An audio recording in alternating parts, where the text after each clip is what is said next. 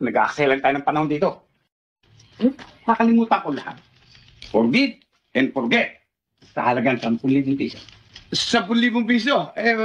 Hindi pa pwedeng 5,000 Huwag piso. kayong makialam dyan. Hoy, Barako, lumayas kayo rito kung hindi papupulis ko kayo. At wala kang makikigil sa amin kahit na 5 centimos. Dahil pag nagkataon, ikaw pa ang magpapayad sa amin. Ano kayo? Bukas na bukas din, kakausapin kong abogado namin. Isasakdal kita. Kaya kung ayaw mo makatanggap ng sumpina, mabuti pa, ngayon pa lang, bumili ka na ng tiket patungong Mindanao. Bakit? May ginawa ba kami kasalanan? Mahilig ka rin lang naman magbasa ng Kodigo Penal. Alamin mo na rin kung anong ibig sabihin sa mga salitang adultery, alienation of affections, at ikaw, extortion, grave threats, at marami pang iba. Mental anguish, moral damages, punitive damages, exemplary damages, at gusto mo pa?